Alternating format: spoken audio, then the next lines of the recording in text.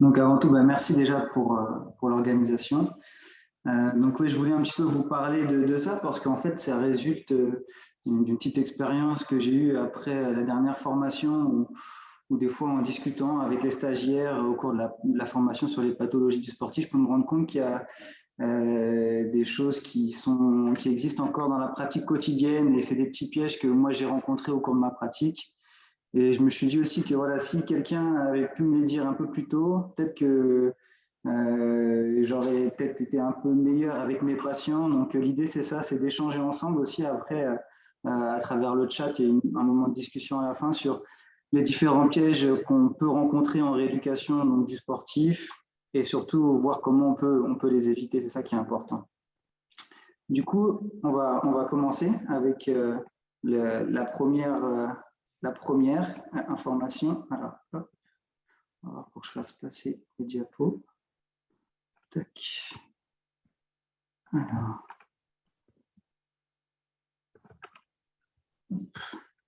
pardon.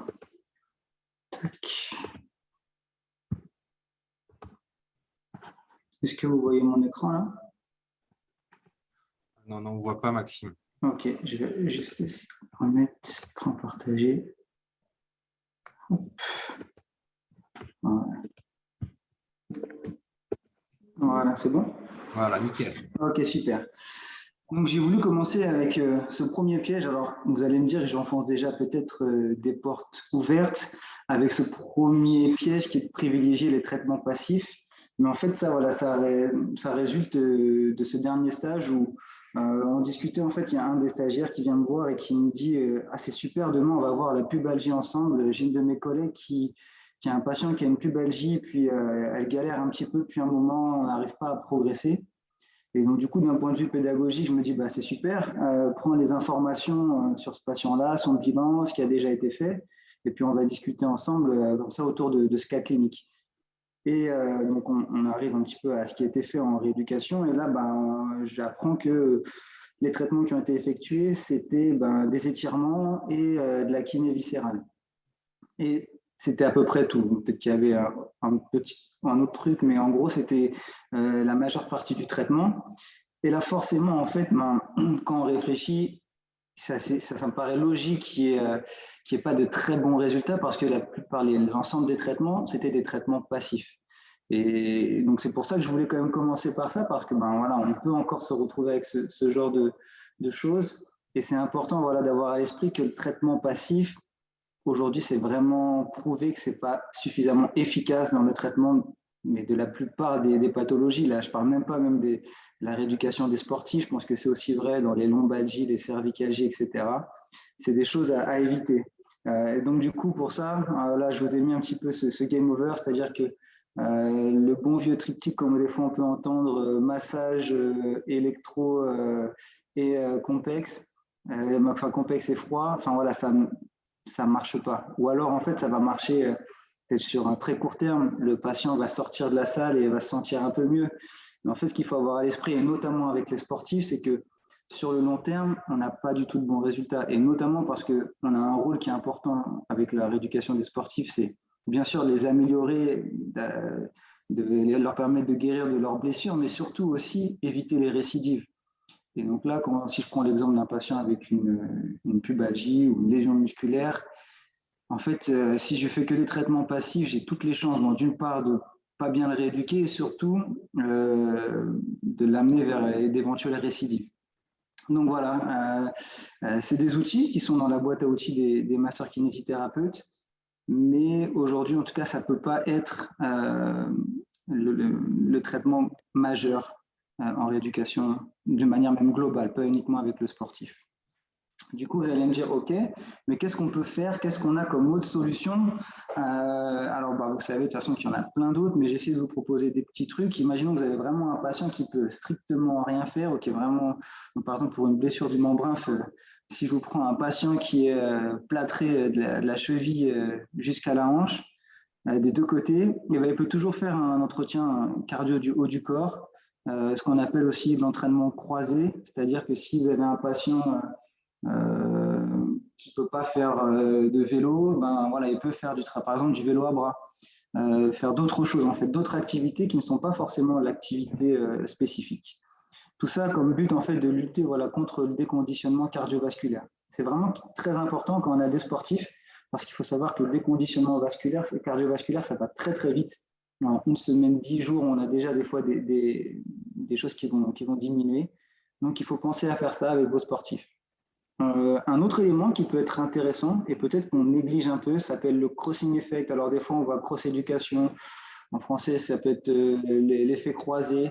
L'idée en fait c'est que lorsqu'on a un membre qui est lésé, comme on peut le voir là sur la photo avec un bras en écharpe, le fait de faire du travail de renforcement sur l'autre membre, ça permet une diminution de la perte de force et du volume lors d'une immobilisation. Donc ça a été notamment prouvé dans une étude en 2018.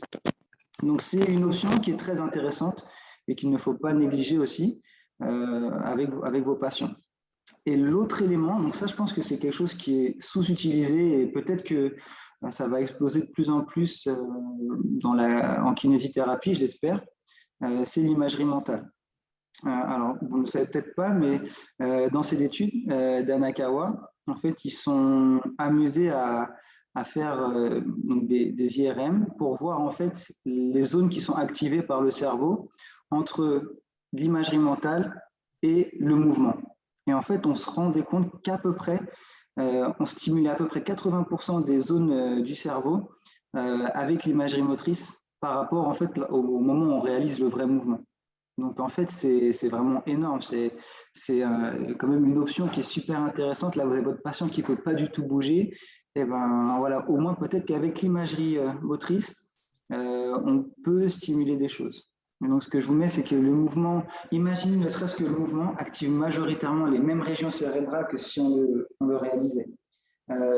Et ce qui est aussi vrai, c'est que ces zones, elles sont aussi stimulées si on regarde quelqu'un faire le mouvement. Donc voilà, c'est des choses qui sont vraiment intéressantes. Je pense que vous avez déjà tous vu les skieurs ou les gymnastes avant une compétition, avant une épreuve en train de réaliser avec les mouvements aussi, refaire le circuit dans la tête. Voilà, donc peut-être que je pense que nous en kiné, on devrait essayer d'encore travailler là-dessus, de développer, parce que c'est un vrai outil en rééducation. Donc ça, voilà, c'était un petit peu le point sur, je dirais, mon premier piège, c'est faire attention quand on a un sportif et même n'importe quel patient. Les traitements passifs, ça doit seulement être un faible temps de notre rééducation. Le deuxième thème, alors là, voilà, on va en parler un petit peu, c'est quand on parle de proprioception de cheville. Parce que la proprioception de cheville, ben, on l'entend, on le met un petit peu à toutes les sauces. Et mon idée, c'était un petit peu de remettre l'église au centre du village. Et qu'est-ce qu'on entend par le terme proprioception? Aujourd'hui, voilà, en fait, on entend des fois proprio, équilibre, contrôle postural, contrôle neuromusculaire. Et en fait, bah, on se demande, mais quelle est la différence vraiment entre tous ces termes? Est-ce que lorsque je fais un exercice, quel mot je vais travailler réellement?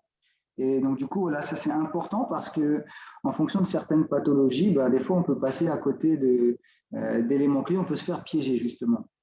Et notamment, ce qui est le plus prouvé, le plus documenté, c'est par rapport à l'entorse de cheville. Je pense que peut-être qu'on a tous vu ou tous fait pendant des stages, etc., les rééducations de l'entorse de cheville sur le bon vieux plateau de Freeman, etc., qui est le sol instable. Ce qu'il faut avoir à l'esprit, et ça a été prouvé, c'est que toute cette rééducation sur des plateaux instables, plateaux de Freeman, en fait, on ne rééduque pas du tout les propriocepteurs de cheville. Et ce qui a été prouvé, c'est que ça vient plutôt stimuler au niveau des lombaires. Donc, du coup, on voit qu'en fait, on se trompe complètement en pensant vraiment travailler la proprioception de cheville. En fait, on est sur les lombaires. Donc, à la limite, ça peut être pas mal si vous avez des patients lombalgiques. Mais si vous faites ça avec vos entorses de cheville, il y a de grandes chances de se tromper. Donc, l'idée, c'était un peu ça, en fait. C'était de voir qu'est-ce qu'on entend.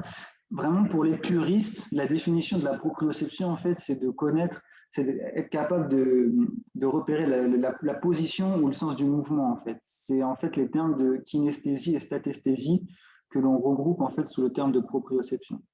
Aujourd'hui, quand on voit donc la photo de gauche, on est sur un travail en fait de contrôle neuromusculaire. L'idée, c'est vraiment de retravailler, de restimuler les afférences proprioceptives au niveau du pied de la cheville. Pour ça, il y a des points clés qui sont très importants à mettre en avant. D'une part, en fait, il faut chanter les inférences visuelles. Donc là, c'est ce qu'on fait sur cette photo-là avec ce qu'on appelle des lunettes stromboscopiques qui viennent en fait perturber la vision. Si on ne perturbe pas la vision, si on travaille avec les yeux ouverts, en fait, le corps a pour habitude d'aller chercher ce qu'il préfère. Là, ça va être le plus facile. Et du coup, il va préférentiellement utiliser la vue plutôt que les propriocepteurs de cheville. Donc, c'est déjà important, la première chose, de chanter l'afférence visuelle. Ensuite, le travail doit être fait aussi pieds nus, avec peu ou pas de déstabilisation. Là aussi, on l'a dit, s'il y a trop de déstabilisation, en fait, là, le corps il va rechercher ce qui est le mieux pour lui, le plus stable. Du coup, ça va aller travailler au niveau des lombaires. Et du coup, pieds nus, parce que voilà, on a aussi cette stimulation au niveau des récepteurs cutanés plantaires. Donc ça, voilà, c'est un travail qui est vraiment un travail, alors on pourrait dire, je pense, pour les puristes, de contrôle neuromusculaire à gauche. À l'inverse, à droite, quand on travaille en basket avec un sol instable, on est plus sur du contrôle postural. Alors, ce que je veux pas dire, en tout cas, c'est ne faites pas de contrôle postural, c'est pas bien. Non, c'est juste qu'en fait, quand on veut travailler, il faut juste savoir pourquoi on le fait et dans quel objectif. Si on fait l'exercice sur la photo de droite dans un but de travailler les propriocepteurs de cheville, il faut savoir qu'on se trompe. Après, ça peut être quand même intéressant de le faire, comme je dis, pour essayer de réintégrer en fait l'articulation dans une gestuelle globale. Réintégrer, moi j'aime bien parler de cet axe cheville, genou, hanche, tronc. Voilà, ça peut être intéressant. Alors, je veux dire qu'avec la photo de gauche, on est vraiment focus sur ce qui se passe au niveau de la cheville. Et après, on va réintégrer au final l'articulation dans toute une gestuelle. Alors, avec les yeux ouverts, yeux fermés, sol instable ou pas instable, peu importe. Mais voilà, les deux choses sont vraiment différentes. Je pense aussi voilà, que c'est intéressant malgré tout de retravailler le contrôle postural et travailler aussi en chaussures parce qu'après, votre sportif, il va être chaussé dans son activité. Donc ça aussi, c'est le petit point en plus. Si vous travaillez avec des sportifs qui sont avec des sports de salle, c'est important qu'ils travaillent malgré tout après avec leurs chaussures de sport. Bon, alors là, en l'occurrence, quand c'est un footeux, c'est compliqué. Je ne vais pas le mettre en crampon dans une salle. Mais voilà, pour les sportifs de salle, type volleyeur, handballeur, basketteur, c'est bien qu'ils travaillent aussi avec leurs chaussures. Voilà, pour retravailler. Mais le contrôle postural et pas le contrôle neuromusculaire, ça, j'insiste, c'est vraiment très important. Troisième thème, alors ça, je pense que voilà, vous avez sûrement dû en entendre parler. C'est des choses qui font toujours débat.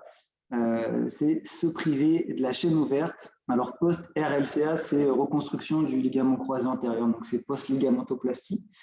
Donc voilà, alors peut-être qu'à l'école, vous avez eu des enseignants, parce que ça traîne encore pas mal dans les écoles de kiné, ou des fois d'autres vous avez pu rencontrer en stage, qui vous disent qu'il faut absolument interdire la chaîne ouverte.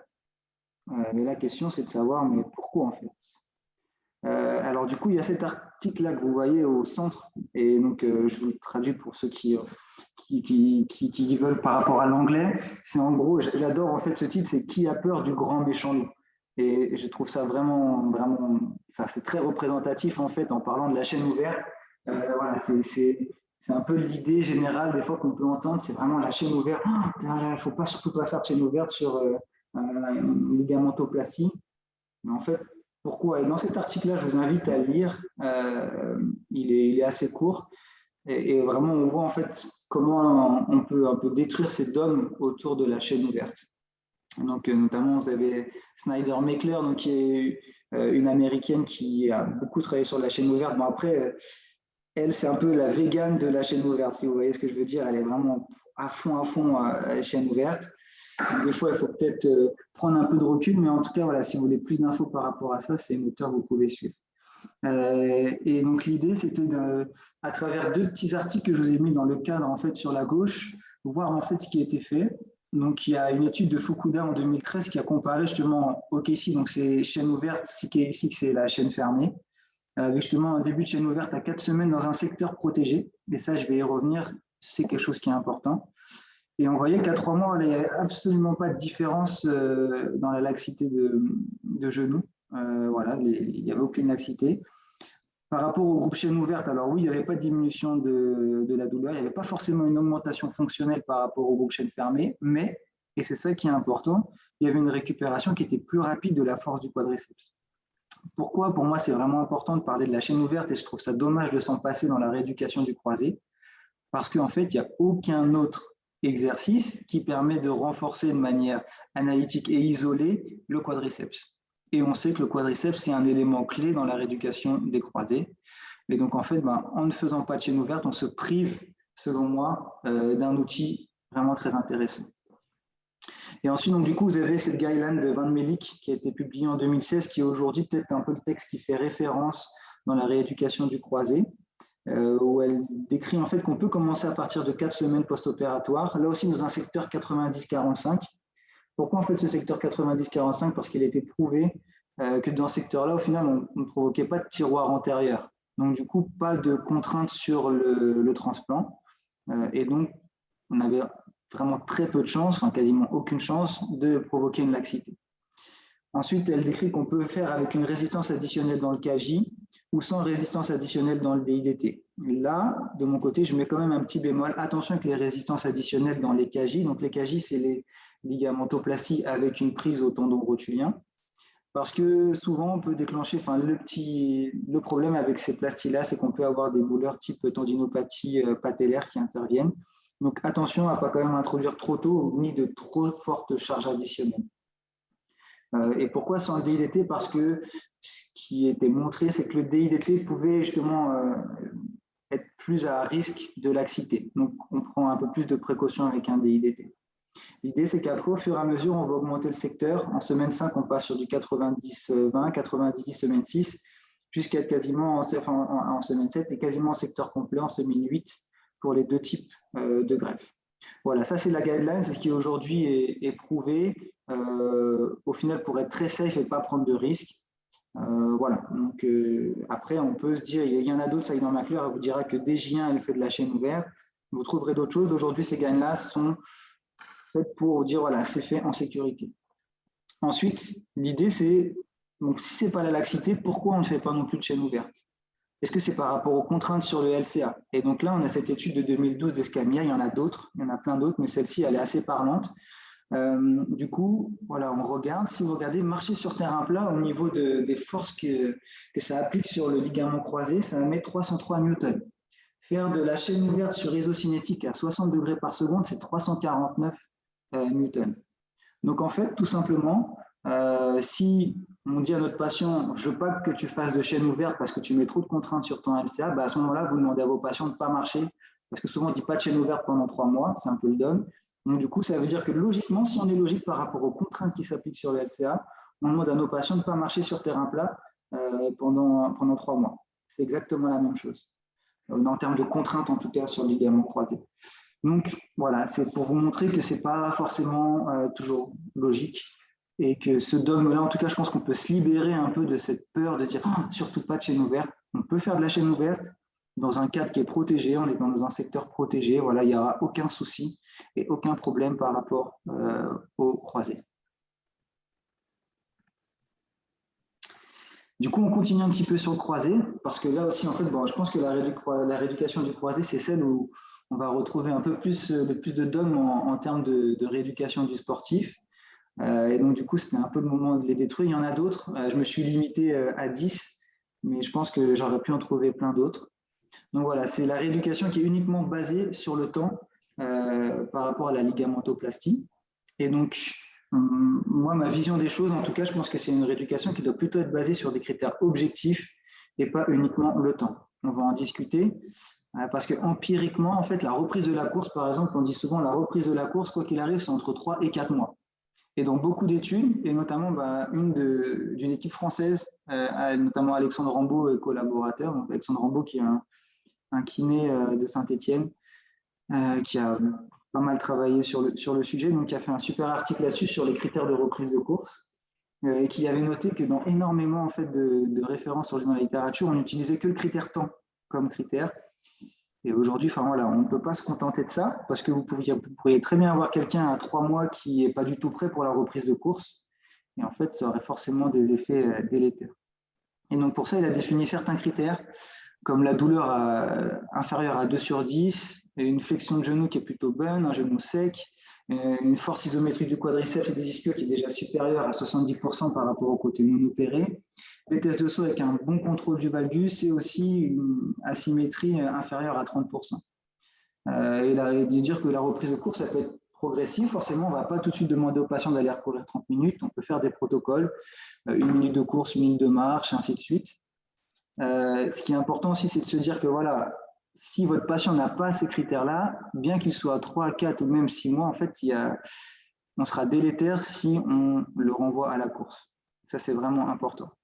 Après, pour avoir aussi écouté notamment un de ces podcasts très intéressants récemment, pourquoi des fois on dit 3 mois, c'est notamment plus par rapport au tunnel osseux qui font suite à la ligamentoplastie et en fait au niveau de la tâche des greffons. Donc, c'est pour ça peut-être que empiriquement, on attend ces 3-4 mois. Donc, en fait, c'est bien d'attendre un petit peu, d'avoir encore une fois des critères temporels mais objectifs. Mais c'est surtout aussi de se dire que si on n'a pas ces critères objectifs, il ne faut pas reprendre la course. L'autre critère souvent qu'on entend, c'est la reprise du sport. Et au final, c'est ce qu'on dit souvent, c'est ce qui est souvent dit, tu reprendras le sport entre 6 et 9 mois après l'opération. Mais ça, c'est une moyenne, c'est ce qu'on retrouve statistiquement. Mais au final, votre patient, ce n'est pas parce qu'il arrive à 6 mois ou à 8 mois qu'il doit forcément reprendre. C'est est-ce qu'il est prêt pour reprendre objectivement son sport.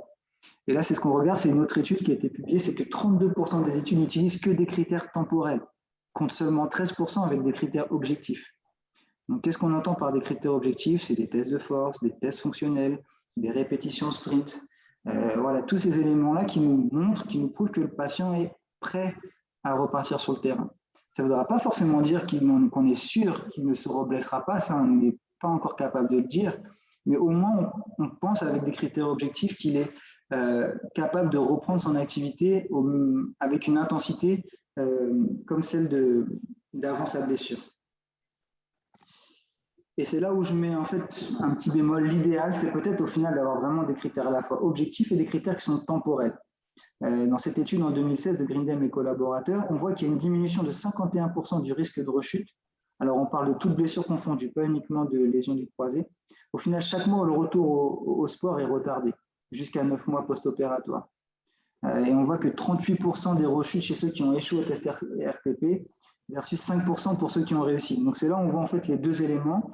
Ceux qui n'ont pas rempli les critères RTP, ils avaient beaucoup plus de chances, enfin beaucoup plus de risques de rechuter. Et il y avait quand même cette diminution de risque avec le temps. Donc voilà, je pense qu'il faut mixer un peu les deux.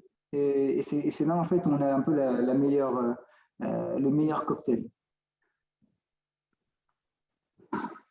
On continue toujours, parce qu'on ne dit jamais 203. Pour le ligament croisé, je pense que là aussi, il y en a peut-être certains qui vont grincer des dents, mais c'est le flessum post-ligamentoplastie. Alors là, ce qui se passe, en fait, alors peut-être que vous ne le saviez pas, mais il y a aussi une équipe française. Quand c'est français, je le dis, on va être un peu chauvin, notamment avec une équipe de Lyon, d'après le docteur Sondré Côté, qui est un chirurgien à Lyon, qui a énormément travaillé au final sur le flessum et sur ce qu'on appelle l'inhibition musculaire arthrogénique. Et en fait, qui a mis en évidence que le flessum avait très certainement en fait une origine neurologique centrale. Au final, ce qui se passe au moment où il y a une rupture du ligament croisé, donc il y a l'inflammation, le gonflement, la laxité, la douleur, tout ça, en final, on ne sait pas lequel, mais sûrement l'ensemble, va venir perturber au final les feedbacks sensoriels. Et en fait, ça va se reprovoquer du coup par une diminution du feedback sensoriel au niveau du cortex, qui va réagir au final en inhibant le motoneurone au niveau du quadriceps. Et vous avez aussi une boucle médulaire qui va en fait provoquer, notamment par rapport à ce qui est le réflexe un peu d'innervation, par le principe d'innervation de Sherrington, vous allez avoir au final une stimulation au niveau des ischios, une hypertonie au niveau des ischios et une hypotonie du coup au niveau du quadriceps. Du coup, c'est un peu ce qui explique aussi cette fameuse sidération et ce qui va favoriser le flessum via l'hypertonie des ischio-jambiers. Et quand on comprend ça, on comprend tout de suite au final que toutes ces techniques, que l'on a aussi toutes vues, déjà même faites, moi-même je l'ai déjà fait, au final, ces techniques-là vont avoir tendance à favoriser encore plus la contraction des ischios. On le voit sur la photo en haut à gauche, voilà, à un moment donné, en fait, on va résister, on va se mettre en blocage, on va contracter les ischios.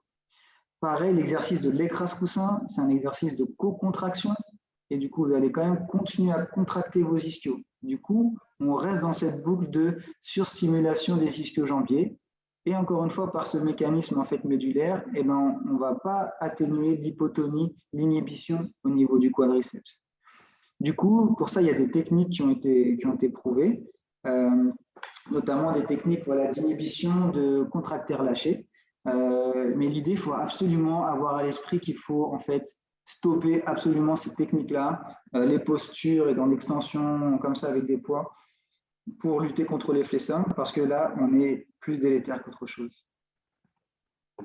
Du coup, comme toujours, on va essayer de trouver des solutions. La première chose à faire, et là, c'est en aigu. Quand il y a une hémarthrose, quand vous avez un genou qui est très gonflé en post-opératoire, il faut faire une ponction de l'hémarthrose.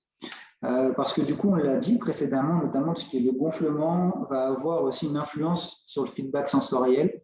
Et du coup, ponctionner l'hémarthrose déjà facilite les choses. Donc ça a une action, comme je vous dis, sur la modulation des afférences au niveau de l'articulation. L'autre chose, c'est la rééducation par le biofeedback. Là, on a une action sur l'influence corticale. Le biofeedback, aujourd'hui, a pas mal fait preuve de son efficacité. Donc, il y a des petits appareils, comme celui que je vous l'ai mis ici, c'est un MyoPlus, NeuroTrack, qui permet au final, à travers des électrodes, comme si vous mettiez un complexe, mais le patient voit son activation musculaire. Et là, c'est très intéressant. Et enfin, l'exercice à droite, c'est le relâchement volontaire des ischio-jambiers. C'est des méthodes, au final, de contracteurs lâchés. Je vous invite vraiment, si vous tapez sur YouTube sonnerie côté, et vous allez avoir, il va vous présenter dans une petite vidéo de 3 à 4 minutes des exercices, comment faire vraiment, vous montre à la fois son bilan, l'examen clinique et des exercices pour obtenir le relâchement volontaire des ischio-jambiers. Et à travers sa séance même, donc au cours de la séance, donc au cours de la consultation, on voit qu'il arrive à obtenir une meilleure contraction du quadriceps et un relâchement, donc une diminution du flexum grâce au relâchement des ischio-jambiers. Donc voilà, ça c'est quelque chose qui est vraiment important, c'est une technique à faire. Et voilà, je vous conseille vivement en tout cas à essayer plutôt ces actions-là plutôt que celles qu'on a vues précédemment sur des postures en extension, etc. On arrive au 6e, on a passé la mi-parcours. C'est négliger au final l'éducation dans les pathologies de surutilisation, ce qu'on peut entendre aussi comme les pathologies d'overuse. Ça, c'est très important. On va voir pourquoi. Donc là, je reprends en fait une citation qui est dans le livre de la clinique du coureur écrit par Blaise Dubois en 2021, qui nous dit que 80% des blessures en course à pied sont dues à des erreurs d'entraînement.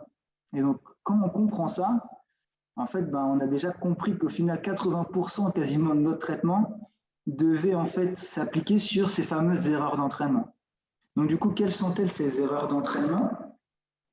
Souvent, voilà, il faut voir, il y a des problèmes sur le volume de course, par exemple. C'est un patient qui a décidé d'augmenter beaucoup plus sa course. Vous avez un patient un peu sédentaire qui veut se remettre à la course et qui va du coup, de manière brutale, augmenter son volume de course. Quelqu'un qui va augmenter aussi énormément son dénivelé. Il est parti passer ses vacances à la montagne, il a fait énormément de courses avec beaucoup de dénivelé. On peut retrouver des douleurs à la rentrée, augmenter l'intensité, une modification de l'équipement. J'ai mis aussi la cadence de course.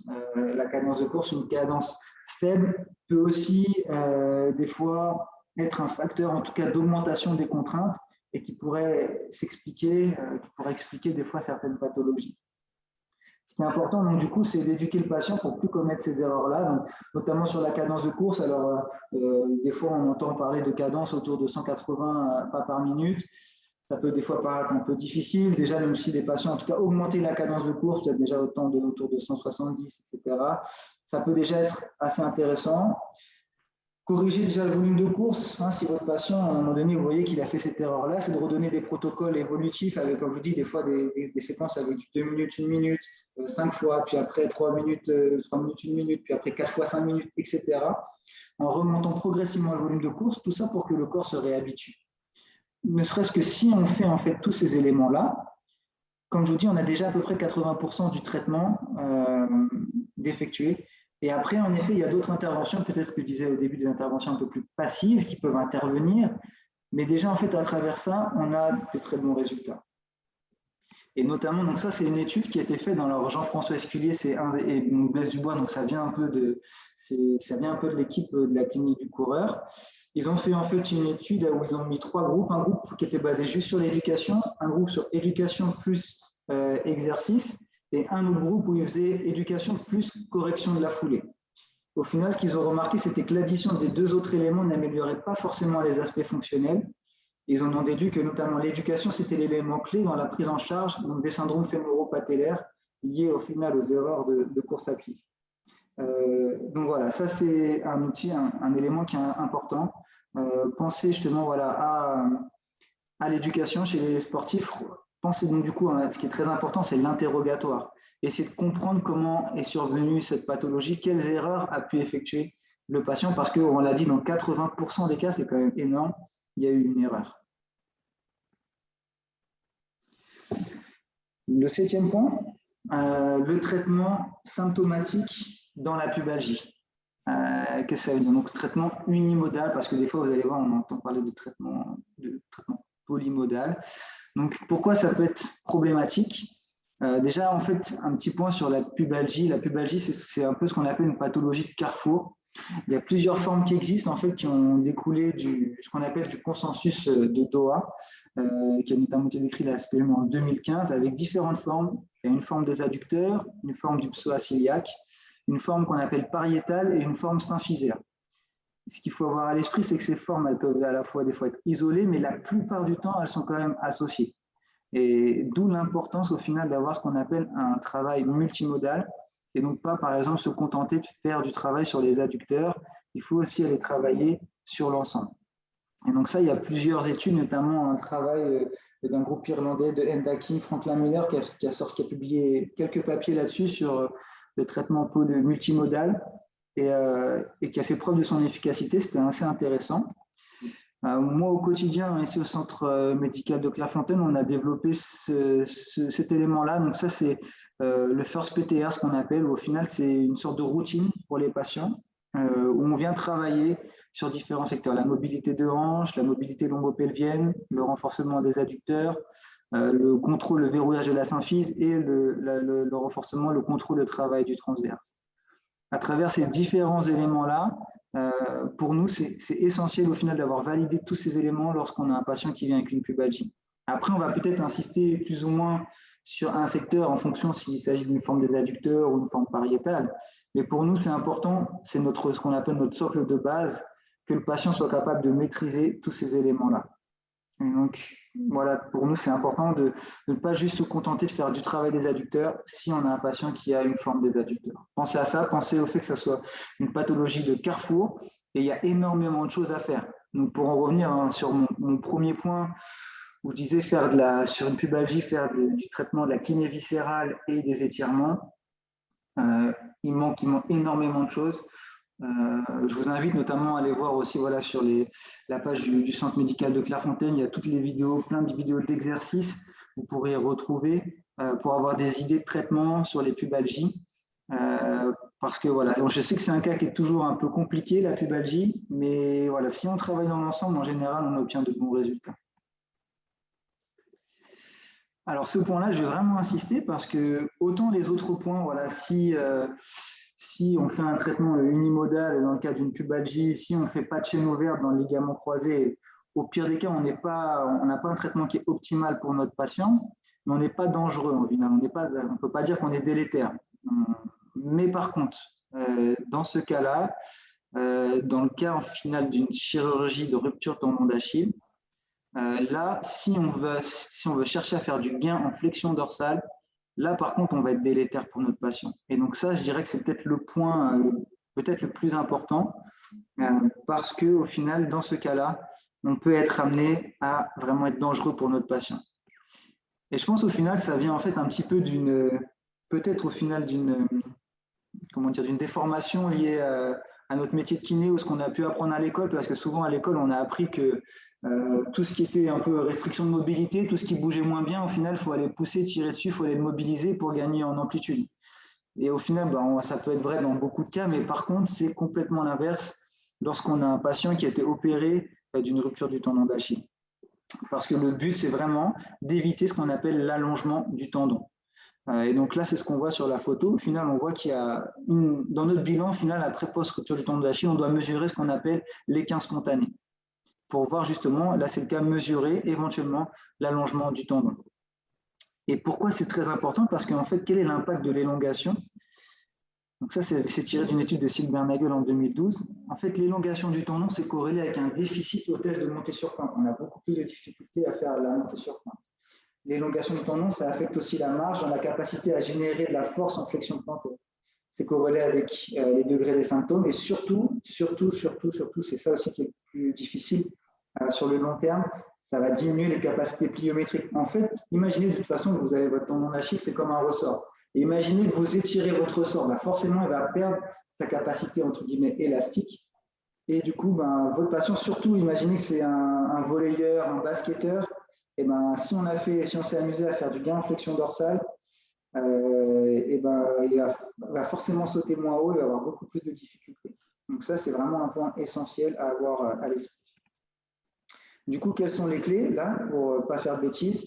Pas faire de gain en flexion dorsale de cheville, c'est pas grave au final. Des fois, il vaut mieux au final avoir une cheville qui est raide en flexion dorsale plutôt qu'un tendon allongé.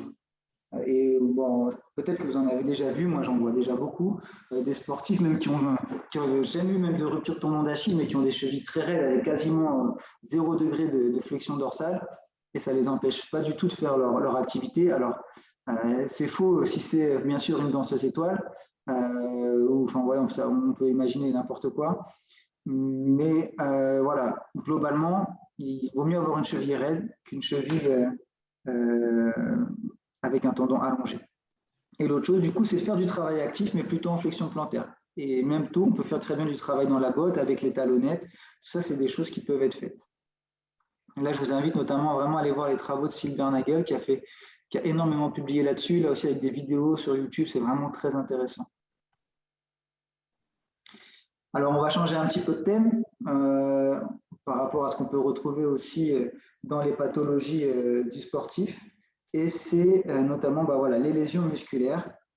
Alors là, voilà, c'est pas toujours évident, mais quand on est en libéral, au cabinet, voilà, notre patient, on a travaillé avec lui, puis après, on va estimer qu'il est prêt à retourner à l'entraînement et on va le renvoyer. Mais le problème, c'est que souvent, il manque quand même bien une étape entre ce que nous, on est capable de faire au cabinet et les contraintes et les exigences que son activité va demander au quotidien. Et du coup, ce que je vous mets, c'est ne pas faire de HSR, c'est ce qu'on appelle high speed running, c'est des courses à haute vitesse ou des sprints après, ou en tout cas pendant la rééducation d'une lésion musculaire. Et ben ça, c'est vraiment problématique parce qu'au final, on va le voir, on expose vraiment notre patient à des risques de récidive. Pourquoi? Donc déjà, juste avant, ce qu'on appelle la différence entre le high speed running et le sprint, c'est par rapport à la vitesse. Le high speed running, souvent, on le situe entre 19,8 et 25,2 km/h et le sprint, c'est tout ce qui est au-dessus.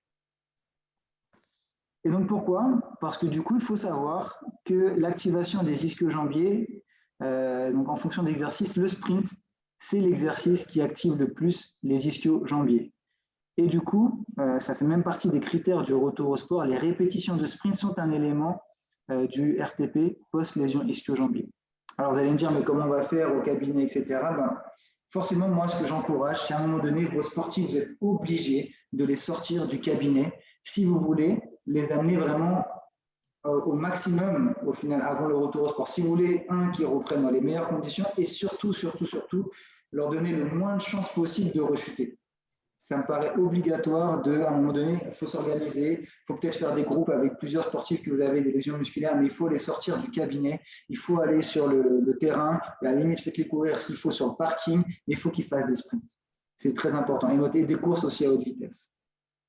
Je vous ai mis au final cette petite infographie d'Yann Lemeur, qui est tirée d'une étude de Van den Tiller en 2017, pour vous montrer que vraiment l'exercice qui active le plus les ischio-jambiers, ce n'est pas le nordique, ce n'est pas les exercices type le pont, etc., c'est les sprints.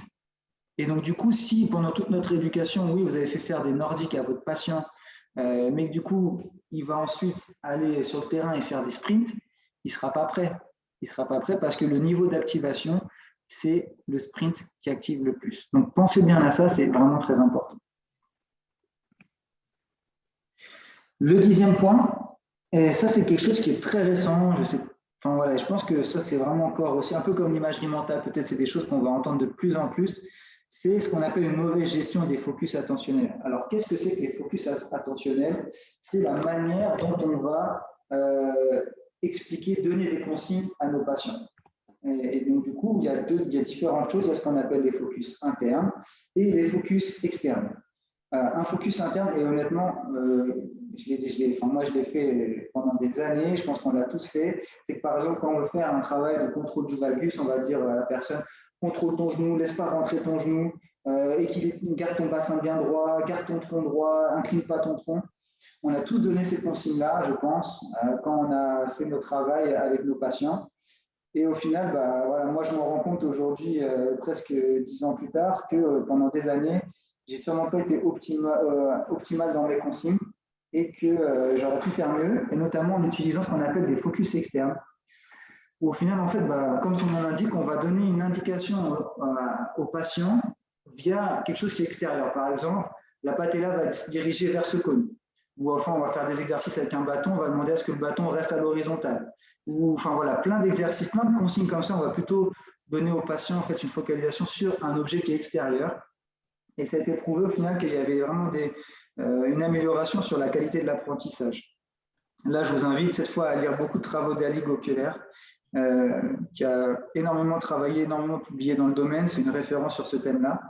Et c'est vraiment un outil qui est intéressant. Et des fois, c'est pas grand-chose dans notre quotidien. Là, dès demain, on peut l'appliquer au cabinet, essayer de voir les choses différemment. C'est très intéressant. Et surtout, il y a plein de domaines d'application. Donc sur le contrôle moteur, donc ça, Ali Gokler a beaucoup publié là-dessus. Ça permet au final un meilleur apprentissage. On améliore surtout ça qui est très intéressant, le potentiel de transfert vers l'activité sportive. C'est-à-dire que ce que l'on va faire de manière très analytique au cabinet, etc., et ben, on arrivera, ça va mieux se retransposer quand le patient sera dans son activité. C'était mis en évidence aussi sur le renforcement musculaire. Il y a une étude là, très récente de 2021 sur 10 études où ils ont comparé au final différents exercices d'haltéro, squat, soulevé de terre, l'arraché mi-cuisse. Et au final, ils ont remarqué qu'il y avait un niveau de force qui était plus élevé lorsque l'attention était portée sur un focus externe et que l'effet chronique de l'entraînement était majoré sur les membres inférieurs. Donc ça, c'est voilà, aussi un élément qui est intéressant, même dans le renfort musculaire, du coup, pas que dans le contrôle moteur. Dans la vitesse, il y a une étude de 2018. Là, c'est encore un stade précoce, mais ça serait intéressant pour les débutants. Si on remarque que les limitations sont dues plutôt à un manque de coordination, le focus externe pourrait vraiment être intéressant. Et après, il y a plein d'autres études qui ont été faites sur notamment même dans l'entraînement sportif, vraiment dans la pratique. C'est utilisé vraiment dans de nombreuses disciplines. Il y a plein d'études sur le ski, le baseball, etc. Tout ça, en fait, au final, pour optimiser l'apprentissage et la performance.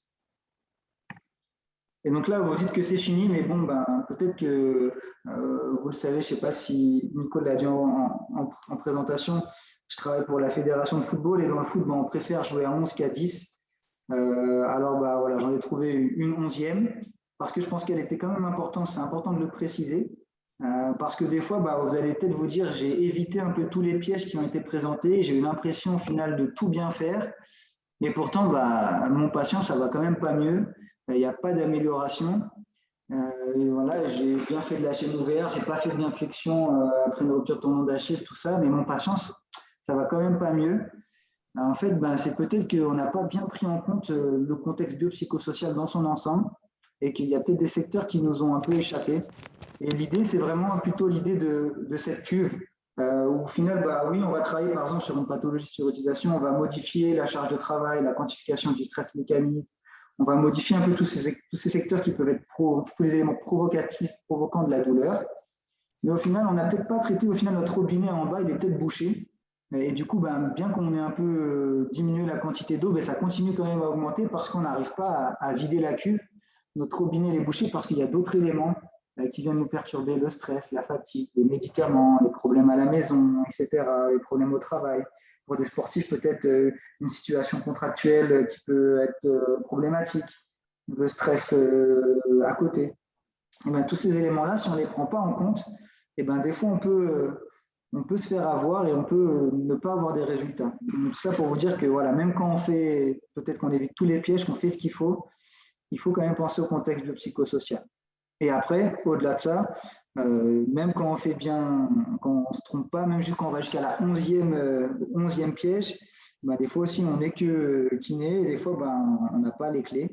Et des fois, il faut aussi être capable de prendre du recul, se dire peut-être que ce n'était pas pour moi, et il faut aussi ne pas hésiter à réorienter vos patients.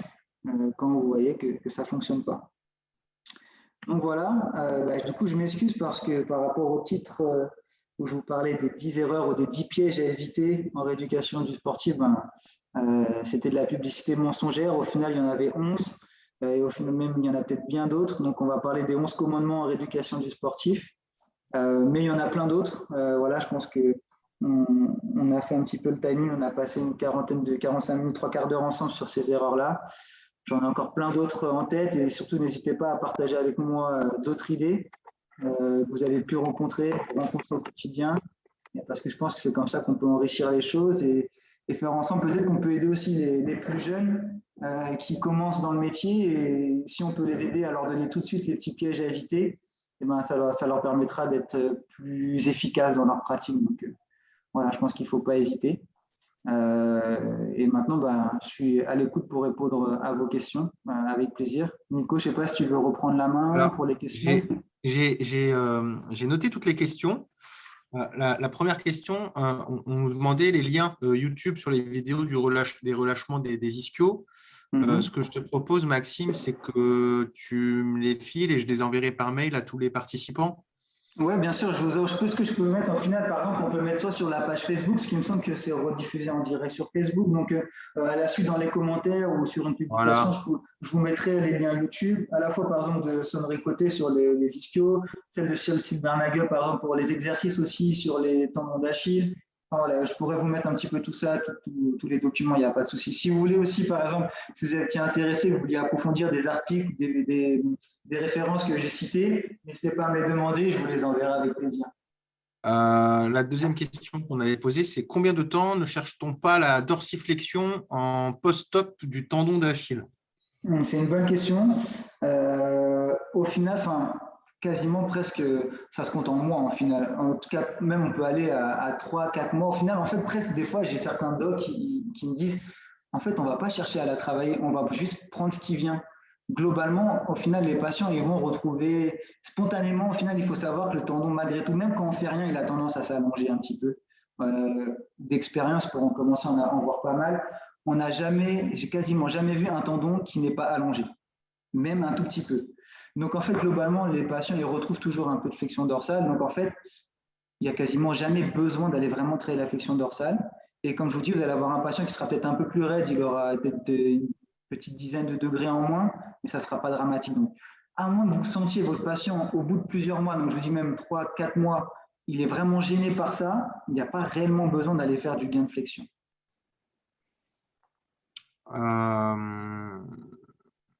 À partir de combien de temps peut-on commencer à travailler les sprints en cas de lésion des ischios?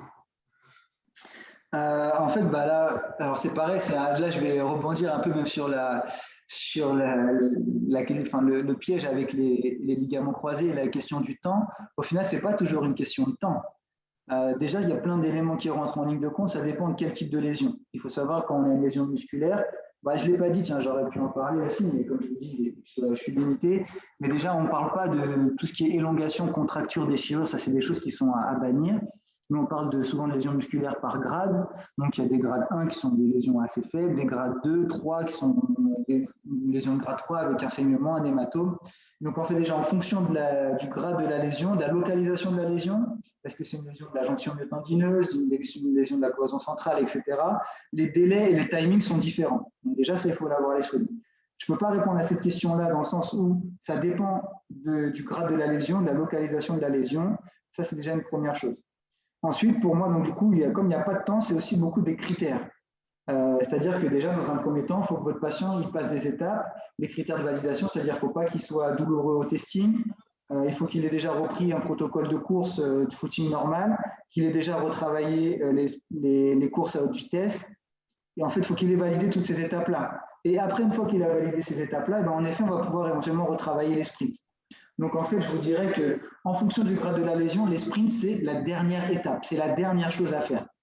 Si vous pensez que votre patient il est prêt à retourner au sport, c'est là où vous devez faire les sprints pour être sûr de savoir s'il est prêt à retourner au sport. Je ne sais pas si j'étais assez clair, mais c'est difficile de répondre à cette question-là parce que c'est vraiment dépendant de plein de facteurs. Mais dites-vous que les sprints, c'est la dernière étape. On On a posé la question si on pouvait récupérer le diapo. Alors, comme je l'ai dit en début de webinaire, le diapo, on ne pourra pas le récupérer. Par contre, la vidéo sera disponible en replay via notre site internet où vous enverra les liens quand on aura fait les petits montages, etc. Donc, vous aurez le lien. S'ils veulent le diapo, il faut venir faire la formation les pathologies du sportif avec MKMG. Là, on donne le Ils diapo. auront un diapo. Je te donne les diapos. Ouais. Il y aura un diapo beaucoup plus complet. Autre question, serait-il possible d'avoir des exemples de focus externes pour les différents domaines d'application? Qu'est-ce qu'on entend par domaine d'application, si la personne peut me dire qu'est-ce qu'elle entend? Ah, oui, d'accord, par rapport au sport, etc. Ouais, je pense. Par exemple, par exemple, au final, c'était sur le sprint, par exemple, dans les études, c'était viens, appuie, viens bien griffer, par exemple, la piste, viens griffer, enfin, ce genre de choses. Par exemple, sur la musculation, c'était, que je ne dise pas de bêtises, c'était par rapport à la barre, en fait, c'était essayer de, j'ai plus les phrases exactes, il faudrait que je retrouve dans les articles. Mais voilà, c'est des exemples en fait qui sont liés plus, quand je dis par rapport au focus sur la proprio, sur le contrôle moteur, c'est garde ton bâton à l'horizontale. C'est viens me toucher le genou il doit toucher ce cône-là. Ou des fois, s'il y a d'autres choses, d'autres critères de focus externe, c'est par exemple, vous pouvez faire de la rééducation avec un laser. Il y en a plein qui font ça, juste avec un laser, et donc du coup, garde le laser dans cette cible-là. Vous voyez, ça, c'est des petits trucs que l'on peut faire. Par rapport à quoi d'autre? Après, par rapport au sport, ça c'est pareil, ça va être dépendant de chaque discipline. Mais voilà, sinon globalement, sur le sprint, je dis c'était par rapport à la position du pied sur la piste. Sur la musculation, c'est vraiment par rapport aussi à la manière de pousser la barre. On va dire, ne serait-ce que essayer d'amener la barre, par exemple, au niveau de on va mettre par exemple un repère au niveau du sol ou avec des cônes, et bien essayer de pousser la barre le plus rapidement possible, le plus fort possible à ce niveau-là. C'est des choses comme ça, en fait. C'est vraiment des trucs qu'on doit... Je vous pareil, si vous voulez, je vous remettrai les études avec vraiment des textes qui sont très précis, mais dites-vous juste qu'il faut mettre quelque chose sur l'extérieur à votre patient. Ne lui dites pas, mets tes mains comme ça, creuse ton dos, plie tes genoux. Au final, ça ne va pas marcher. C'est plutôt, si vous voulez, par exemple, lui demander de faire un squat, et ben, ça va être en effet, vous allez mettre face à un miroir avec éventuellement une ligne, et puis tu vas descendre jusqu'à cette ligne-là. Tes genoux doivent rester parallèles à cette ligne. Enfin, peu importe, c'est des exercices comme ça. C'est à vous d'être inventif au final, mais c'est juste surtout penser à bien donner des critères par rapport à quelque chose d'extérieur.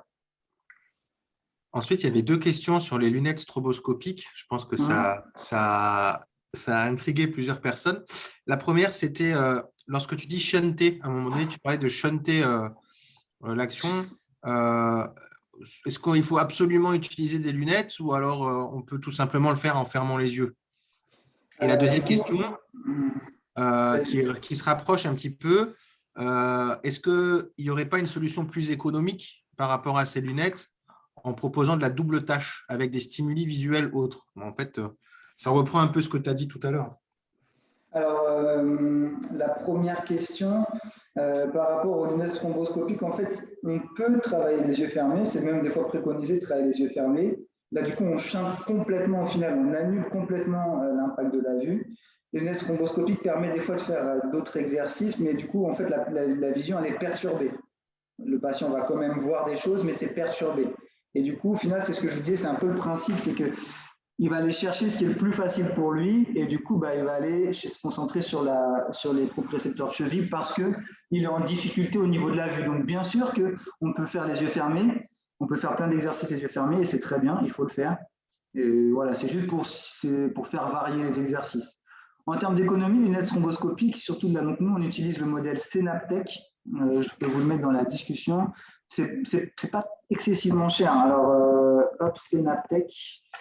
Et alors, pareil, j'ai aucun conflit d'intérêt avec eux et ils ne me donnent pas d'argent. Nous, c'est ce que j'utilise au quotidien.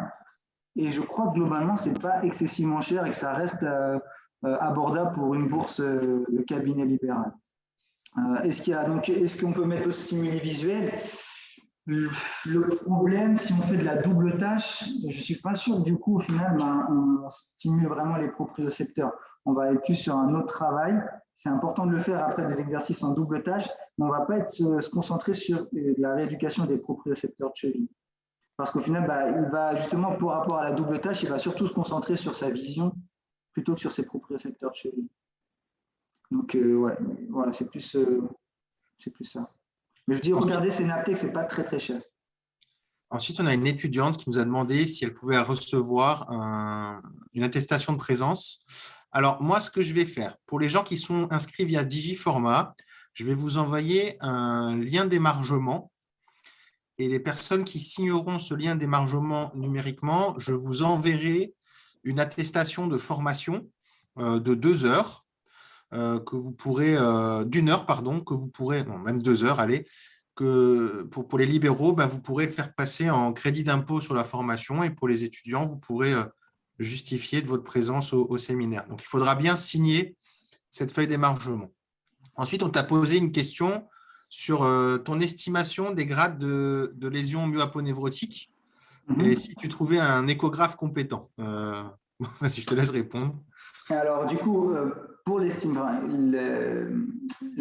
classification des lésions musculaires, c'est une classification qui est basée sur l'imagerie. Donc, sur l'échographie, c'est l'examen phare pour les lésions musculaires.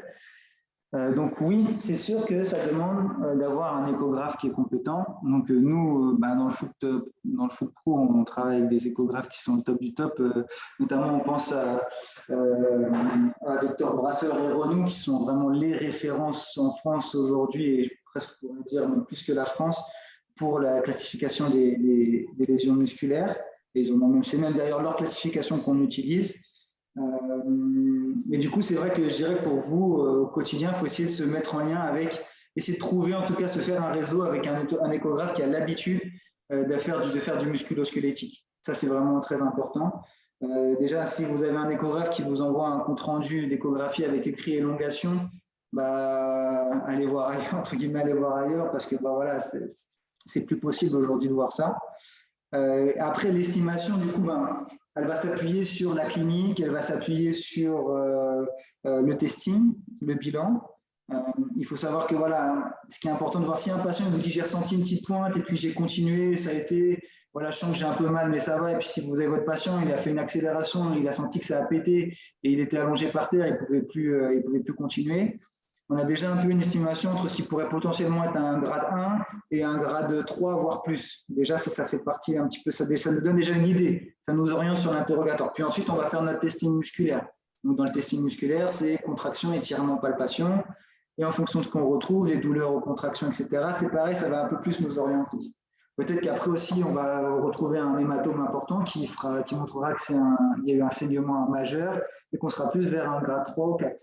Donc voilà, il y a plein d'éléments. Là, je ne peux pas faire toute la formation sur l'ischio-jambier, mais l'idée, c'est ça, c'est de voir un peu l'interrogatoire, le testing, et bien sûr, après, l'idéal, le vrai diagnostic, la vraie classification se fait à partir de l'échographie.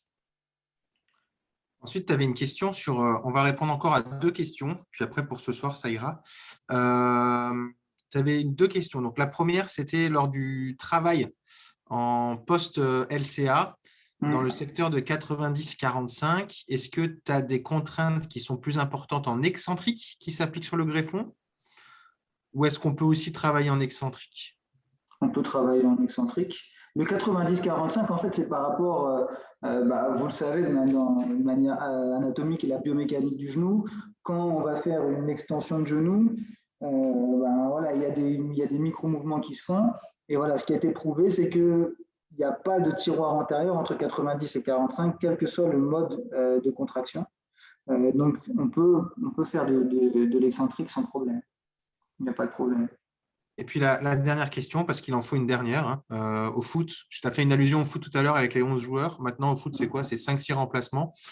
Donc, du coup, dernière question, dernier remplacement possible. Concernant le flexum du genou, suite à la ligamentose, pourquoi éviter les postures alors que c'est un traitement passif et pour le coup, pas de suractivation des ischios? Je l'ai vu cette question, du coup, je suis content que tu me la poses, elle est très intéressante. Et alors oui, ça semble être un traitement passif en effet, mais qu'est-ce qui se passe quand votre patient, vous allez le mettre 40 minutes, même si vous le mettez 10 minutes, allez, vous le mettez 10 minutes avec un poids, alors qu'il vient d'être opéré, qu'il a du mal à fléchir le genou, il a du mal à tendre le genou, vous le mettez 10 minutes avec le genou en porte-à-faux, avec un poids dessus pour tendre. Est-ce que vous pensez qu'il est réellement complètement relâché? Qu'est-ce qu'il va avoir envie de faire? Et du coup, au bout d'un moment, alors peut-être qu'il va être relâché, complètement détendu et les ischios ne vont pas travailler pendant 1 minute. Mais la première chose qu'il va faire au bout d'un moment, c'est qu'il va lutter. Et donc, du coup, pour lutter, qu'est-ce qu'il va faire pour se sortir un peu de cette position en extension qui lui fait mal? Et il va fléchir le genou. Et pour fléchir le genou, il utilise ses ischios. Donc voilà pourquoi on n'arrive pas. Alors, à moins que vous arriviez à faire des postures avec votre patient sous anesthésie, oui, là, ça peut éventuellement marcher. Mais sinon, votre patient, forcément, sur une posture comme ça, il va se défendre parce qu'il a mal. Il a mal, il ne supporte pas, il ne va pas supporter qu'on l'emmène dans une position qui n'est pas confortable pour son genou, donc il va plier le genou. C'est évident, il va se contracter. Donc voilà pourquoi on ne le fait pas. Ok. Ben, écoutez, ce que j'ai envie de dire, c'est que si le discours vous a plu, vous pouvez retrouver Maxime au sein d'MKNG Formation. Donc en 2022, ça sera sur 2 villes, Strasbourg et Lille. Strasbourg, module 1 du 28 au 30 janvier. Chaque module est pris en charge par le DPC et le FIFPL, ce qui fait qu'en finale, votre formation, si vous venez de loin, elle vous coûtera rien sur le plan de la formation. Si vous avez des questions, n'hésitez pas à nous solliciter via mail, par message Facebook, Insta, contactez directement Maxime, il n'y a pas de souci. Puis en attendant, on vous remercie d'avoir été nombreux et puis on vous souhaite d'excellentes fêtes de fin d'année. Maxime, merci à toi, c'était cool. Et puis on se retrouvera pour un nouveau webinaire le 26 janvier avec le docteur Laibert pour l'instabilité de la cheville.